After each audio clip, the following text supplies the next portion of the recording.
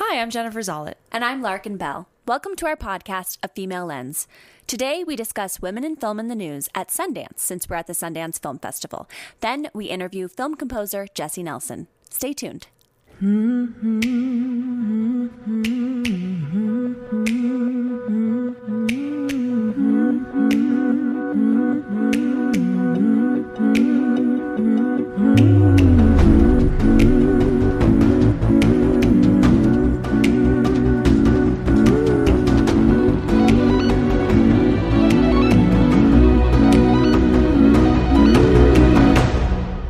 Welcome to this week's Women in Film in the News. It's going to be Sundance edition because we're currently at the festival and having an amazing time, and also want to report on some women in film in the news here. Tessa Thompson announced a new initiative from Time's Up. It's called the 4% Challenge, and it's to encourage filmmakers to pledge to work with a female director in the next 18 months to overturn the statistic of female directors comprising of only 4% of the top 100 studio films, which is really exciting. And there's been a lot of buzz around that. And I think hopefully people make that pledge and it becomes a reality and more people give opportunity to women to direct their films. At that level. At that level. Totally. Yeah, I've definitely been seeing a lot of tweets about it. So I hope it transcends the Twitterverse and comes into reality. But I think it's a great initiative, and I hope that this visibility at least makes a difference in that. Yeah. Yeah. We attended this panel called Making the Invisible Visible at the festival. And while we were at the panel, Dr. Stacy Smith of the Annenberg Inclusion Initiative basically spoke about a couple of findings that she and her colleagues found through partnering with Sundance and analyzing their data and their submission data and who is, submitting their films, etc. So we wanted to kind of touch base on a couple of things with that. On a promising note, number of women who submitted dramatic films to Sundance rose by over 50% since 2009, which is awesome and great, and yay, more women making films. Yeah. But on the flip side, the number of female filmmakers drops massively, moving from independent cinema to top-grossing films. 1/3 of Sundance's U.S. dramatic features were directed by women, compared with only 4% of those annual 100 top-grossing films. So while they are making a great show at Sundance, there's still that discrepancy. Exactly. They found that women of color are still the most underrepresented group, leading just 7.4% of Sundance's dramatic features and less than 1% of top-grossing films. So, yeah, that's still... Yeah, and Dr. Smith kind of kept coming back to that point of the pipeline, right? Really being the main focus and where that energy should be put in order to actually make a change. It sounds like a lot of female filmmakers are getting the support at the lab level or the workshop. Yeah, at that level. But when we're getting to those top grossing films, it's really dropping off. Exactly. So I guess it just, comes down to that money. Yes, it does. But speaking of money, Mindy Kaling's film, Late Night, sold to Amazon Studios for $13 million, which is a record at the Sundance Film Festival. Woo! Yeah, so that's very exciting. Very exciting. So exciting that we couldn't see the film. We could not, but looks like we'll be able to sometime in this next year, hopefully. We'll celebrate another time. Yeah. Overall, there's definitely a lot of energy and buzz at the festival surrounding female filmmakers, which is really exciting to see and be a part of and witness. And we've seen a lot of films directed and written by women, which is very inspiring for us personally. Oh, definitely. Yeah. Yeah, I definitely feel motivated, and I definitely feel that energy, and I really hope that it again, just transcends the festival. This obviously is a special time where a lot of people are gathering together for these stories and to witness that creativity. But I guess the change really can't be made unless it goes, beyond this. Exactly. Do you know what I want for Valentine's Day? The list is too long. I want wine from Vinavore. Oh, yes. We love Vinavore. It's a wine and goods shop located in Los Angeles, California. And Vinavore offers Beast Box gift boxes, which are perfect for anybody or any occasion. And they offer different price tiers starting at $25, and they're happy to put something custom together for you as well. Yeah, they can accommodate special event packages for weddings, showers, bachelorette parties, corporate events, entertainment wraps, etc. Basically, you name it, and they'll make it happen. So check them out in store or online at pheno-4.com. And now here's our interview with film composer Jesi Nelson. To continue our Sundance theme, we discovered her last year at the festival and loved her music so much that we wanted her to compose our music for the podcast, which she generously did. Please enjoy. Thank you so much for joining us today, Jesi. Yes, thank you for having me. Yeah. We're so excited. So thank you. What was your musical training growing up? Did you have a good music program at your school, or what was the gateway to pursuing a music career? Sure. So, when I was 2, we're going way back. Let's go back. Let's do it. When I was 2, I picked up little tunes from church and started playing them on the piano. Scared the crap out of my mom. Oh, are we allowed to cuss on this, by the way? Okay. Yeah. Anyway, scared her to death because, that's not normal behavior of a 2-year-old. Usually they're slamming on the piano. And so we started lessons pretty early. And I stuck through with them all the way through college. So 20 plus years. And in high school, we had an AP theory class. And the professor there, his name was Mr. Larson. He was the most amazing, influential person for me all, up until college about. And he sort of alerted me that film scoring was a thing. Because I knew I wanted to do it when I was 10. I watched Meet Joe Black and just was sobbing through this movie. And which is not a normal reaction usually of a 10-year-old.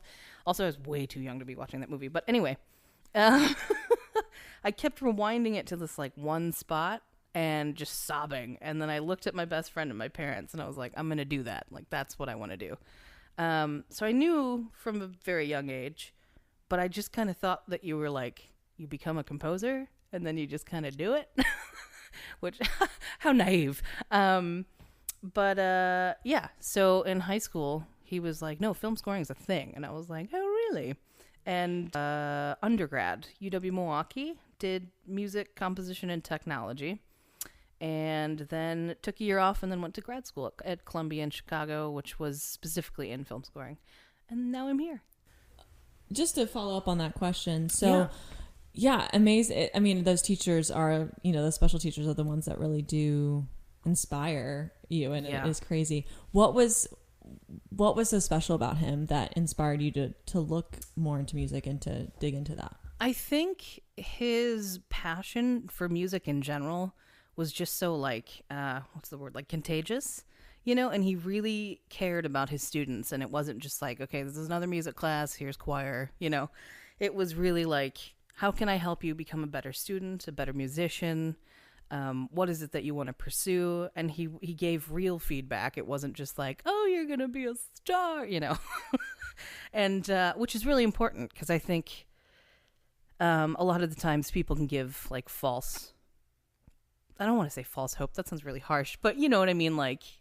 The best thing you can do for somebody who's a young musician is give them raw and honest feedback, because you don't want to give them a sense of I'm going to just go out to LA and become the next big thing. And because, sometimes that happens, but very, very rarely. And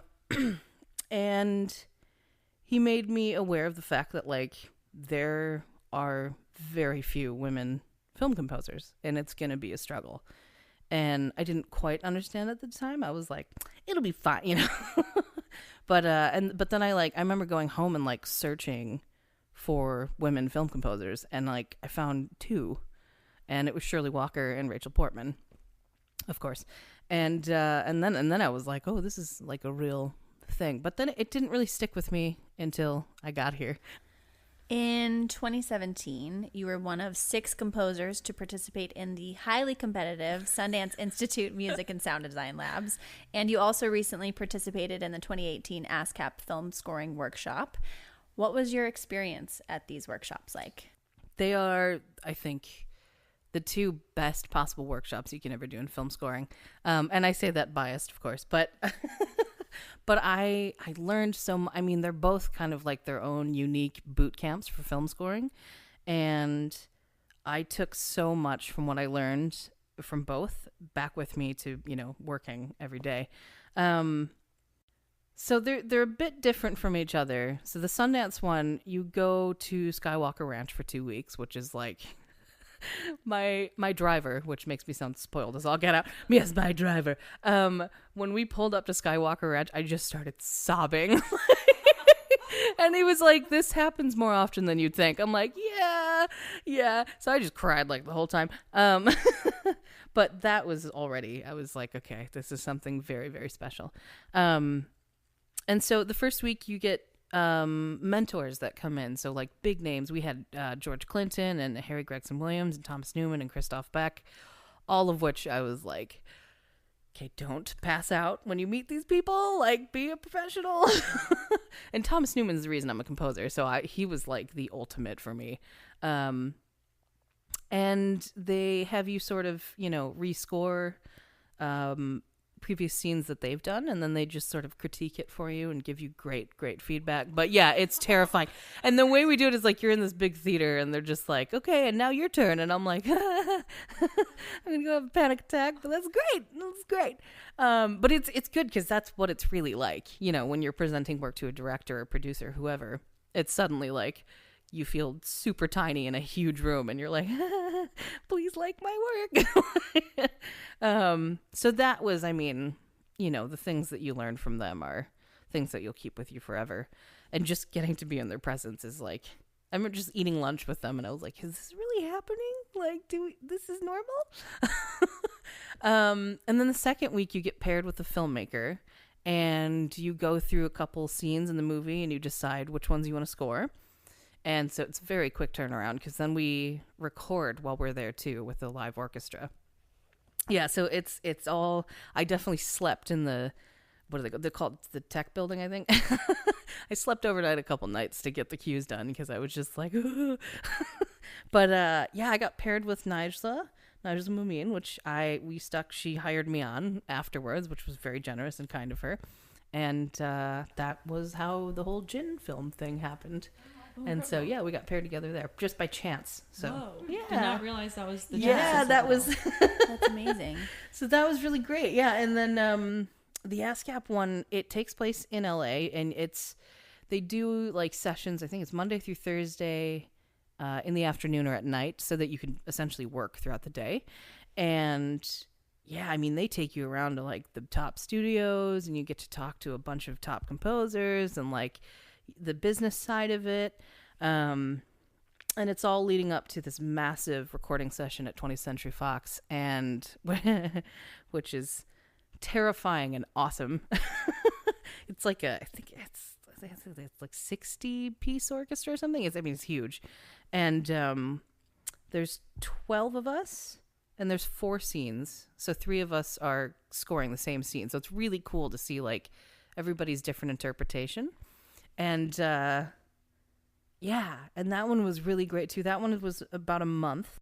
And you get to walk away with a beautiful demo. And again, more things learned that you'll just keep with you for forever.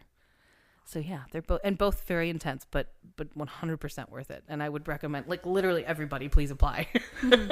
Go apply, especially women, because it's really important to get in there. There were only 2 women in the ASCAP one this year. And there's 12, so Were there any women at the Sundance one? Yeah, it was half and half. It Great. was split. Yeah, it was really cool. Yeah, we're learning so much about the world of film scoring through you and just in general and our, desire to learn more about filmmaking. But what is the collaborative process like between you and both the director and the instrumentalists who record the music? Sure. And what is your favorite part of that collaboration? The collaborative process, of course, it's different for every person you work with. Some people like to bring you in early with the script, which I like because, we start to get a sense of what they want from music right away. And you can pretty much avoid temp love, which is when sometimes if we get a film later, it's been temped. And that means there are temporary music tracks already placed in there to sort of give like the feel or, an idea of what they're hoping for. And it's scary because they can get really attached to it. And then it's like, okay, well, now I have to sort of copy somebody, which of course, you always find your own way of interpreting it and not copying it. But it's it can be a bit of a debacle sometimes. So I like to be involved super early. And one of the first things we do, if even with the script, which makes it a little bit different. But generally speaking, we get some form of picture, and then we go through and do what's called spotting session. And that is basically just going through the film and talking about where you want music and what you want the music to do. So yeah, that's kind of like where everything starts. And then, which is the most important. And then, yeah, it just consists of like sending cues back and forth and getting approval, saying what does or doesn't work. And I always think it's really important if somebody, dismisses a cue, which is totally fine, of course. The first thing I like to usually ask is like, okay, is there anything about it that is working? Because sometimes there will be, somebody might have like a sensitivity to something, like let's say woodwinds. For some reason, they hate woodwinds, which is fine. But if you have woodwinds in your cue, they hear that and they're immediately like, no, I hate it. And then you're like, well, let me take out the woodwinds. And then suddenly they're like, oh my gosh, it's perfect. So it's something like, as simple as just taking something out instead of rewriting an entire cue. Where the hell was I going with that? Yes. Yeah. And, it's always good to just keep checking in about the story because essentially we're also just trying to tell the story. And it's important to make sure you're telling the same story. And I personally, if it allows for it, I like to work backwards in the film. So for JINN, I actually scored the last scene first. And the reason I did that is because there's sort of a build-up and then a payoff. And with that, I feel like if I do the big cue at the end, it can inform the rest of the score, taking like little bits and pieces from it so that it feels earned, like once we get there. Now, you can't always do that because some films end not with a payoff or just differently. But that's how I like to do it. Yeah. Was there another part of the question? Just your favorite part of the collaboration. Oh, gosh. Yeah. I think just figuring out the story together, I think is really exciting because then, well, yes. Okay. My favorite part is watching the director tell the story. Because you can tell what things they're sensitive to or what things they're maybe worried about. And then you can be like, it's like, okay, well, maybe I can help with that. Maybe I can ease their mind a bit with the music. And the recording. Yes. Oh, gosh. Okay. I love recording sessions. I love them. There's like a certain buzz that happens when you record with live instruments and live actual physical people. It's something very, very special. I don't know how to explain it in words, but I'll have to bring you guys into a session sometime because it's just like there's like this there's this buzz that's just infectious and it's incredible. And I really, really like to at least have one live element in every score because it just brings that little bit something else to it. That wasn't English. Yeah. And all the musicians I've worked with, I mean, like from the ASCAP scoring workshop, which is the Hollywood Orchestra, those are like the best players in the world. It's scary, the music you can give them, and they sight read it, and it's perfect. And you're just like, but I thought that was impossible. No, they're fine. They've got it.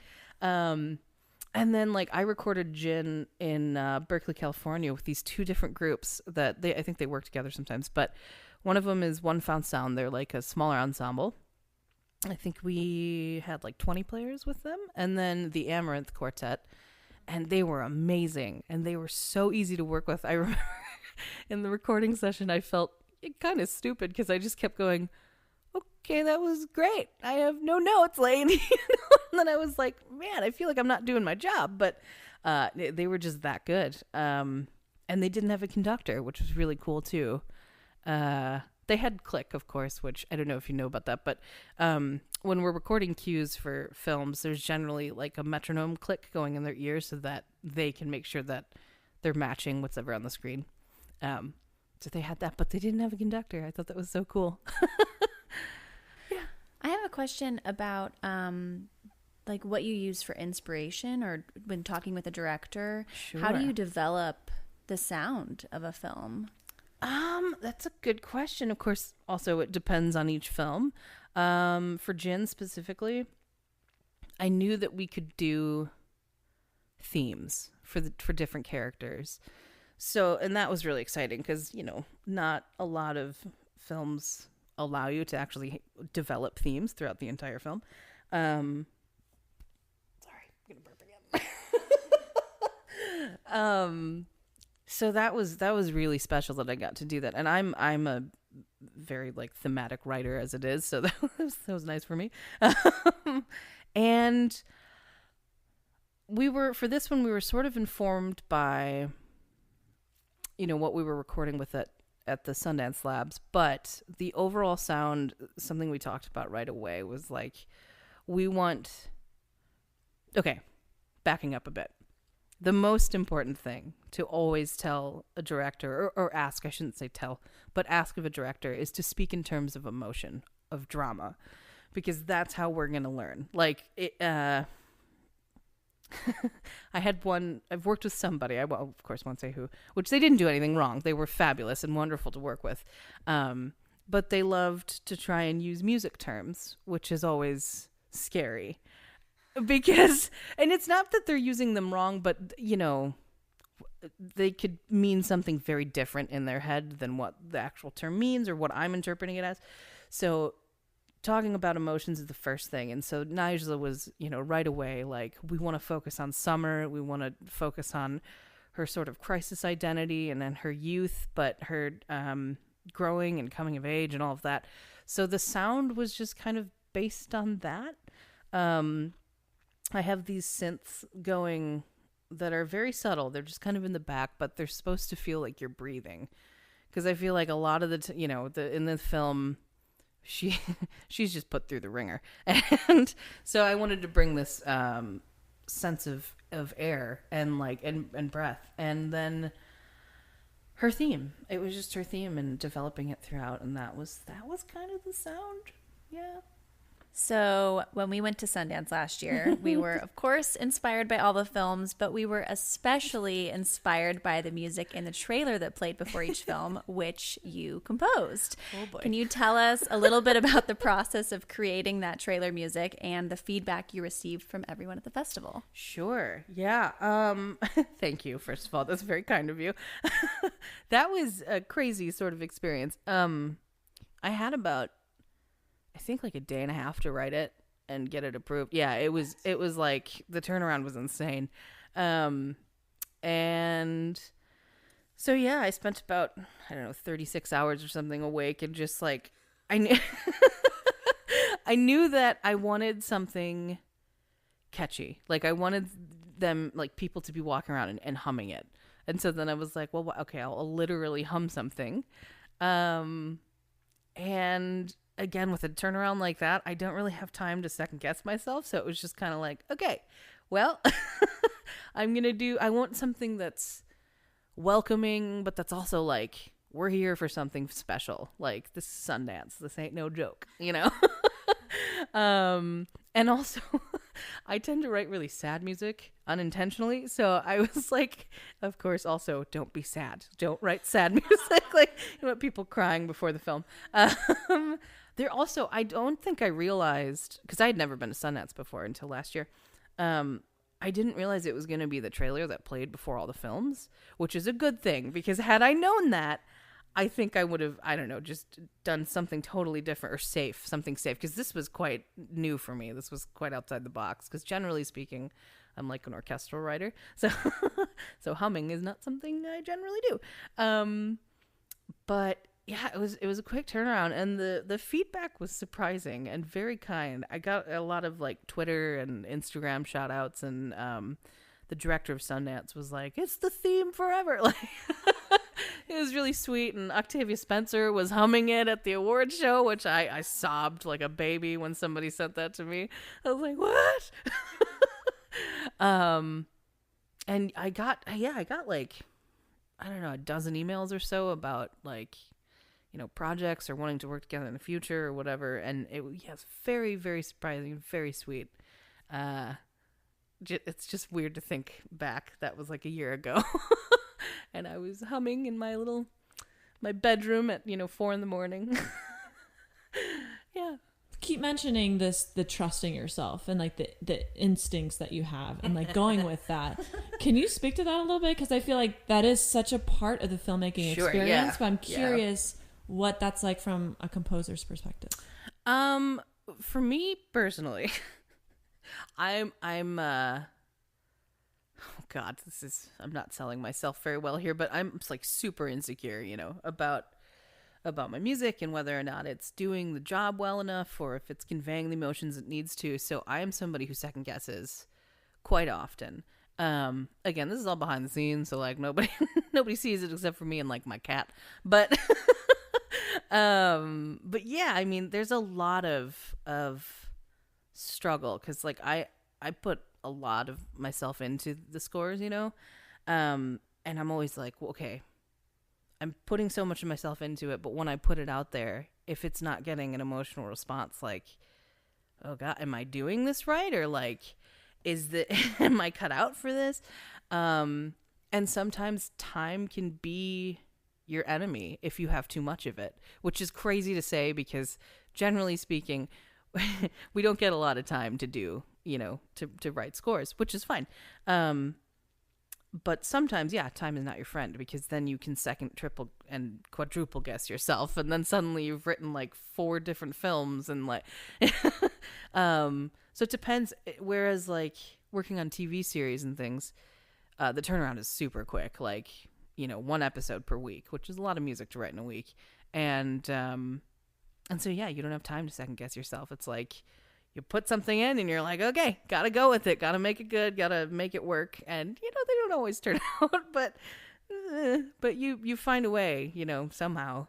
I think it's a lot like, I always think of acting and like when actors are building up to like, the big scene where they have to be emotional or cry or whatever. And it's like, is it going to happen today? Like, am I going to be able to get there? I don't know. You're both actors. Feel that. Yeah. So, Totally. I mean, it's scary. How else is it different working on television than film? I mean, turnaround is a lot of it. I think, 10 years ago or more, there was this sort of like stigma about being a TV composer and being a film composer. And like they're separate things, which I don't really think that's so much of a thing anymore because I think back then TV sort of had a specific sound. I couldn't really tell you exactly what it was, but there's like a TV, and I'm doing this in air quotes, a TV sound and then a film sound. But now TV has become so cinematic that essentially, it just all kind of sort of feels the same. Because some of the shows I've worked on, like Lego Star Wars, is huge music. It's massive and super complex music that you're like, but this is a TV, this is a kids animated show. But it's like, yeah, those are usually the ones that actually require the most work. It's insane. So the line has been blurred, I think. I don't think there's so much of a separation. Stats aren't great for women composers. I think it's like 2% of all films in the last like 10 years, and it's really bad. And 0.2 for like women of color. Yeah. Which is crazy. So, what has your experience been? I mean, in light of those stats. It's a bumpy road. There are so many horror stories.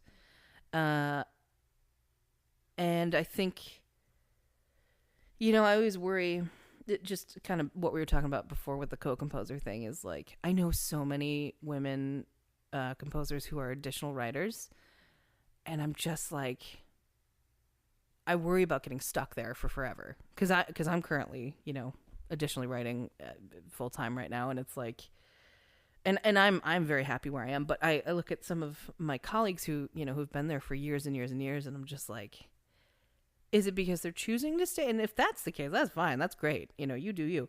But is it because they're not being given these opportunities to move forward? And that's an issue. And that worries me. And I hope it starts to get better. But I guess we'll see. We are moving forward very slowly, but we're moving forward.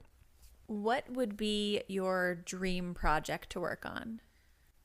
Period drama. I love like Joe Wright, his films, Pride and Prejudice, Atonement, all the, Anna Karenina. I think those pieces of film are so stunning, and Dario Marianelli's the composer, who is just like the most incredible. I can't even wrap my brain around his scores. I would love to do a period drama and really dive into that sound. I just love it. Like, it feels like home for me. But I also want to be, I don't know if this is for vanity purposes or not, but I want to do like big blockbuster action movies too, because we don't have a lot of women represented we have very, very few. And like, I'm super excited that finally there's a Marvel film being composed by a woman. Yay, Pino Toprak. Which film is that? That's Captain Marvel. Oh. Yeah, we got a lady in there.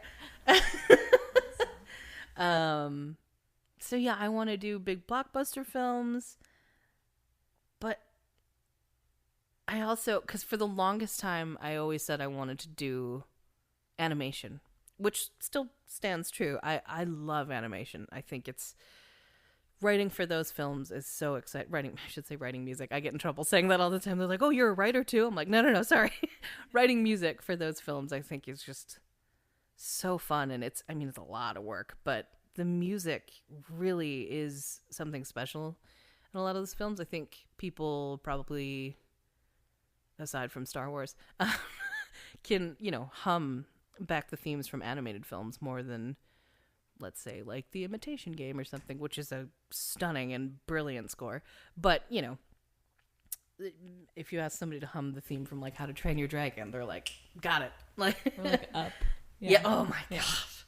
Oh, the first 10 minutes of that film just destroys me. It's bad. We end every interview with a rapid response segment called 3, 2, 1 action.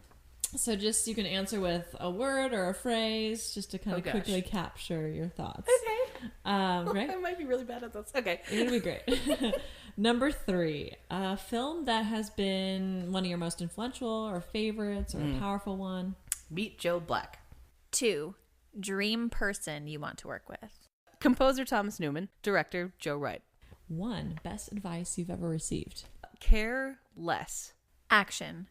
What are you most looking forward to right now? I am excited to see women start coming out of the, getting their name in front more and more and more, and not in just composing, but filmmaking across the board. Where can people find you on the internet? It's at JNellyBags. And where can people find your music? So SoundCloud, I have a SoundCloud. Also my website, which is just jesinelson.com. Fantastic. Thanks so much for chatting with us, Jesi. Thank you. Thank you. Had a hoot. You can find us at afemailelens.com and at afemailelens on Instagram and Twitter. You can email us at afemailelens@gmail.com. And you can download the show anywhere you listen to podcasts and on Apple Podcasts, where we'd love it if you left us a review. Our theme song was composed by Jesi Nelson. Our logos are by Megan Cafferty. This podcast is produced by Jennifer Zollet and Larkin Bell.